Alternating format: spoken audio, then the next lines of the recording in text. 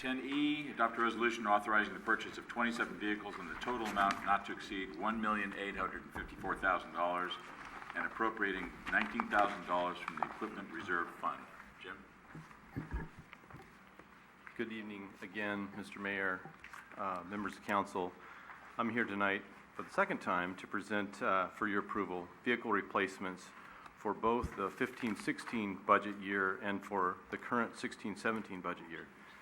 As you may recall, last year in December, the council approved the replacement of a few fire vehicles.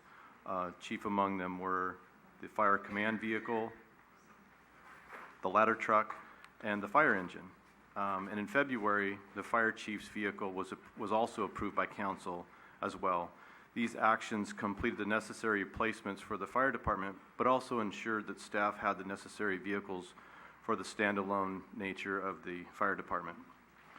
The remaining vehicles from the 15-16 replacements, along with this year's list, totals 27 vehicles. These replacements were approved as part of the budget process and can be found in kind of excruciating detail in the summary chart and attachments included in your packet tonight. By way of background, I wanted to also remind the council that the city maintains 143 vehicles and other equipment, and for many years in an ongoing effort to meet service level expectations with a challenged budget, the city had a practice of replacing only marked police vehicles and other vehicles that may have broken down that experienced major failure during the lean budget years. In 2012, a comprehensive replacement schedule was developed for our entire fleet with the goal of moving closer to a more sustainable and reliable 10-year schedule for replacements rather than the current rate of 15 years plus in most cases, PD being the exception. Our process for establishing the replacement list starts with staff meeting with garage mechanics and the departments individually to carefully analyze and review the replacement recommendation schedule, as well as the maintenance and repair history of each vehicle. This process is ongoing as we adjust and modify as needed as vehicles may experience problems or they may move up the list or down the list depending on a need. Finally, we jointly develop the replacement list that is then presented to council for inclusion into the annual budget. Our goal is to ensure that staff can provide the necessary services, programs, and projects that our residents expect by providing a reliable, sustainable, and efficient fleet of vehicles. And every year I'm asked which vehicles on the list we can hold off on. Which ones are running fine and which ones can we delay in purchasing so that we can keep our expenditures low and kind of keep kind of a predictable number in the budget. It's always a difficult question to answer. And as you can see in the attached chart, many of the vehicles are 15 to 22 years old. And with age, unfortunately, as in life, comes increased risk that something will break down or go wrong. And a common tendency is to view the city fleet much the same way as we do our personal vehicle. I myself have a 1996 vehicle that I've done a lot of work on myself because I'm somewhat of a shade tree mechanic. But I can tell you, I confess here tonight, that I drive my personal vehicle a little bit differently than I drive my city vehicle.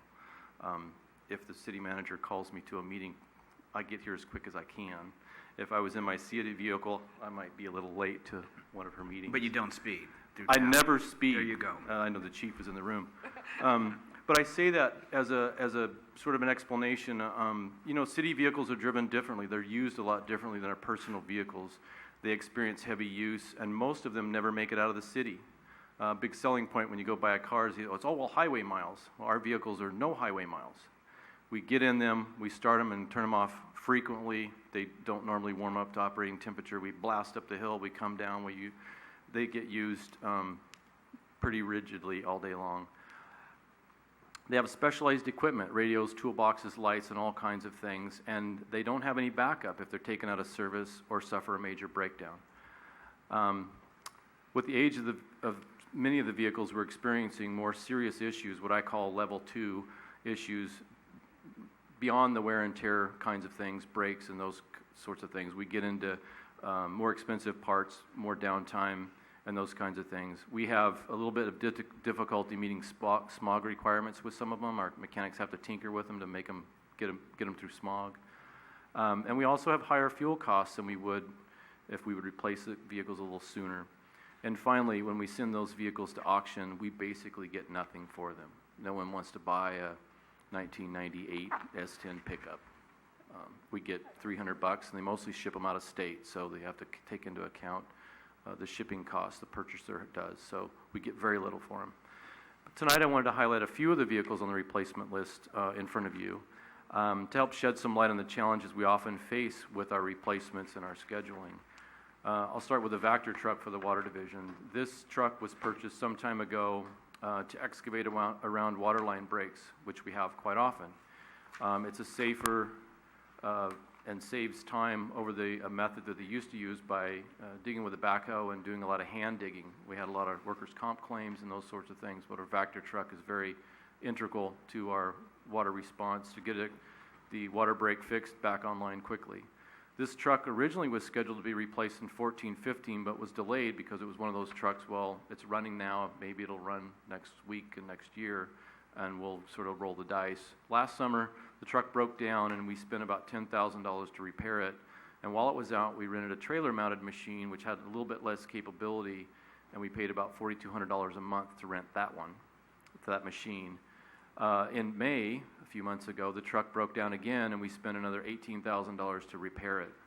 We were told by the repair company, which isn't the same company that we would be buying one from, I wanted to point that out, that many of the important parts of the truck were showing significant signs of wear, and that we're likely to suffer other major malfunctions in the near future.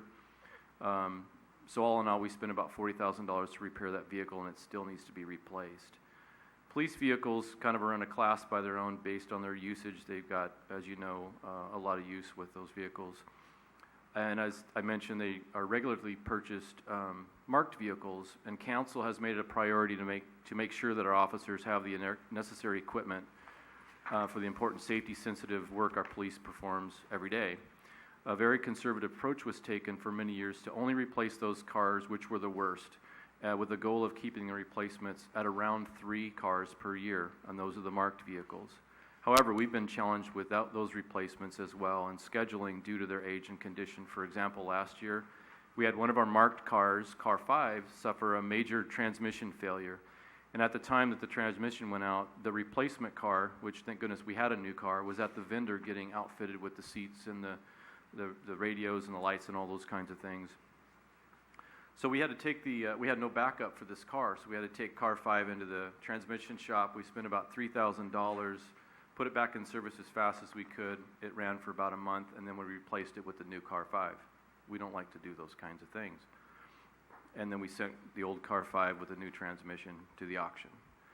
The police department also have several unmarked cars which are used constantly. Our mechanics told me that when they found out that the detectives were taking it to Phoenix and LA on occasion to do investigative work, they said, "Oh my gosh, we didn't know you were going that far," and they got really nervous because they're kind of older.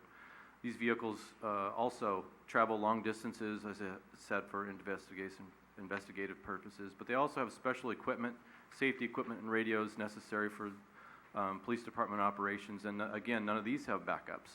But we continue to work closely with the chief and his staff to better plan for the replacements to avoid service interruption and possible downtime due to mechanical failure. They're a great group to work with, and as you can see by the list, we have several unmarked cars in the packet tonight for your consideration. Again, our goal is to have a sustainable, efficient, and reliable fleet so we can maximize staff time and better serve our citizens. The last vehicle I'd like to highlight is the Wastewater Division's rotor truck. It's 26 years old. This truck is a vital piece of equipment, and it's used to clean debris and blockages from our wastewater system. It gives us the capability to reach many of the steep lines in our city that our Vactor truck cannot access due to where they're located. It's been a key part of our success to keep our SSOs low. And this piece of equipment is sitting on its second chassis. And as I said, it's 26 years old. It's had significant repairs in the past, and it continues to be an ongoing reliability concern. And in closing, I wanted to reassure the council tonight that we work very hard, not only to provide a sustainable fleet, but we take very seriously our role and responsibility as good stewards of ratepayer and citizen dollars. We work with accounting staff, city manager's office, and the various departments to analyze very closely each vehicle, its unique role in the operation and delivery of services that it provides, and we make adjustments to ensure that when we do recommend the replacement of vehicle to council, it's done so in a thoughtful and a reasoned manner. Staff recommends council adopt the resolution tonight authorizing the purchase of 27 vehicles in the total amount not to exceed $1,854,000 and appropriating $19,000 from the Equipment Reserve Fund. This concludes my presentation, and I'll be happy to answer questions. Any questions for Jim or action on this item? Ken? Just a quick question. Jim, at some point, you're going to have cars that aren't pre-2000, right? So out of 100, how many more cars are pushing 20 years old that you know of out of the remaining? Off the top of my head, I don't really have the number. I know we have quite a few. We've actually, I wouldn't say postponed, but there's a few that were actually on the list for 16, 17 that we've put off because 27 is a pretty big number when you combine 15, 16, and 16, 17. I know that there's still a number out there. And like I said, our goal is to get a little closer to the 10-year replacement. Most agencies are 5 to 7. But I honestly think the way that we use vehicles, we can actually, if we can get to a 10-year cycle, we're going to be much better off. And working with accounting staff to figure out how best to do that. I'm more concerned with all the vehicles that have been sort of postponed, and we're going to be in catch-up mode a little bit for maybe the next couple of years.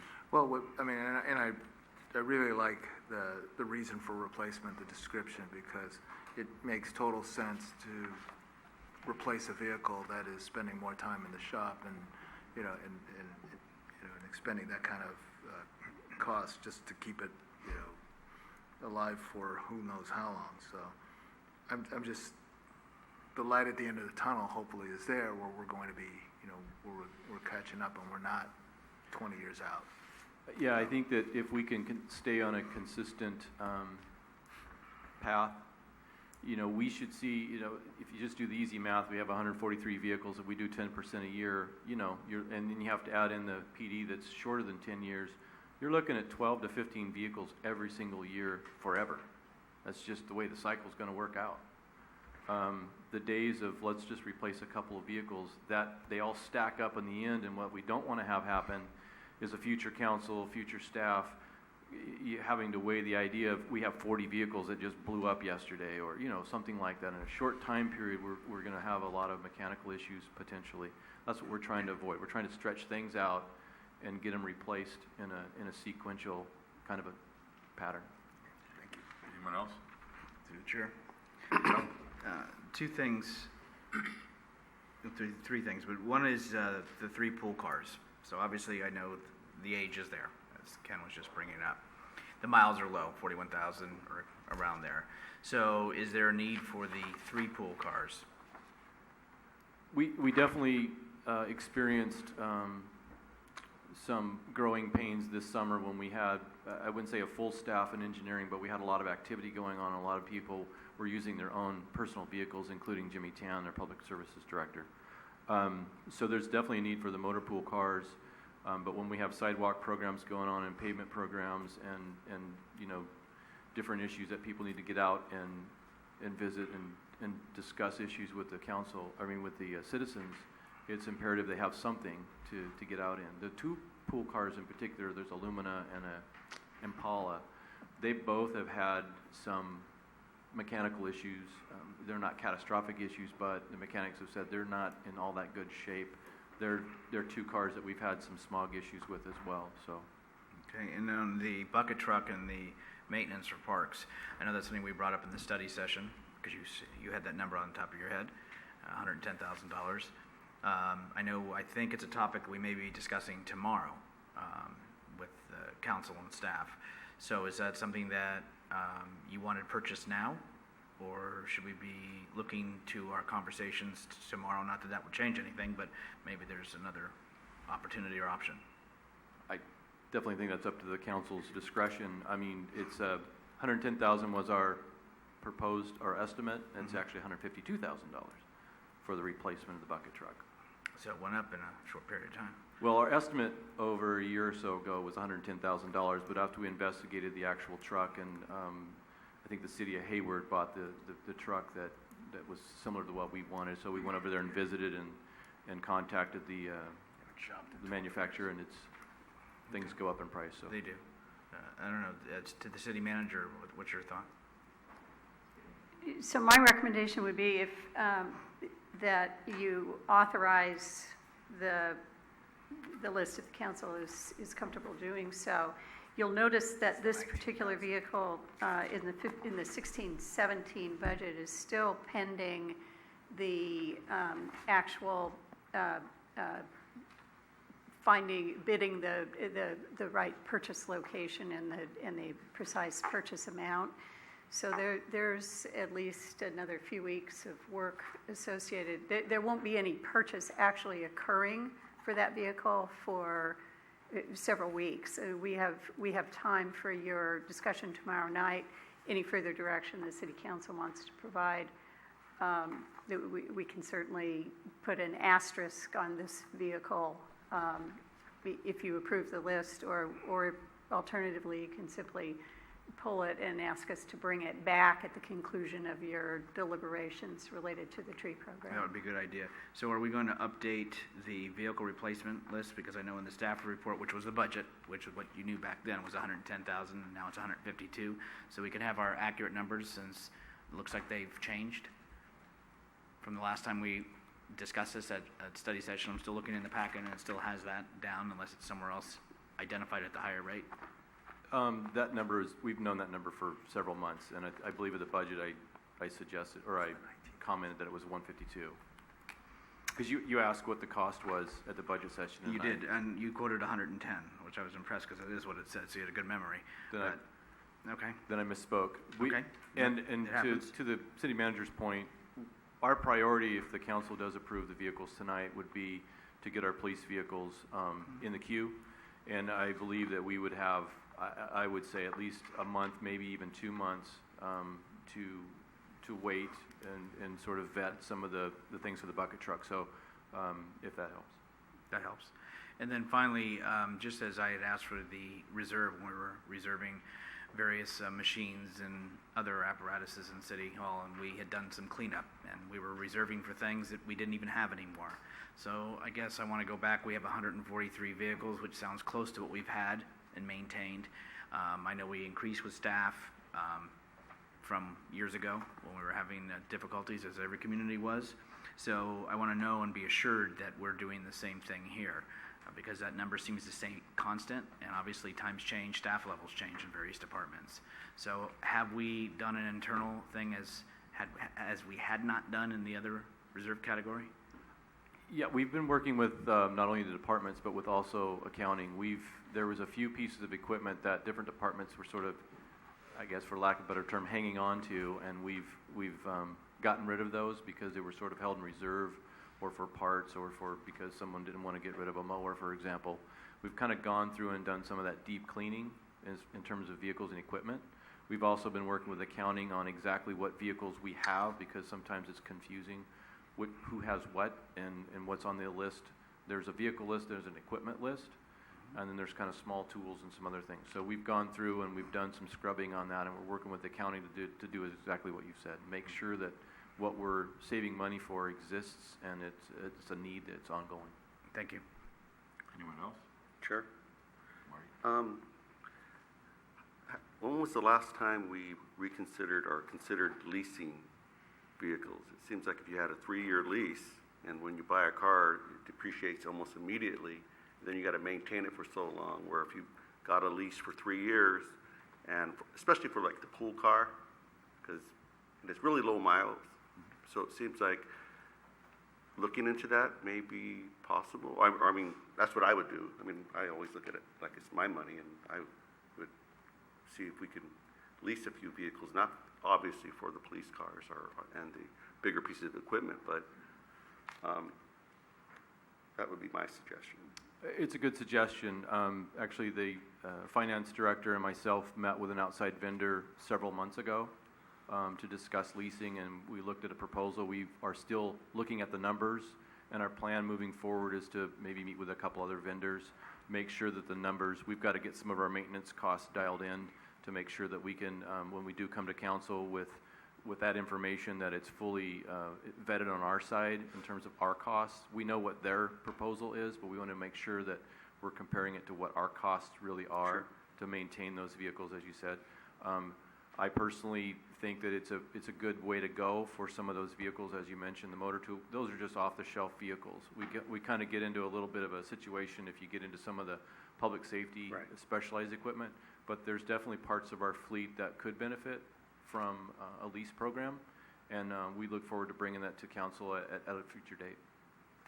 Great. Anything else? Action?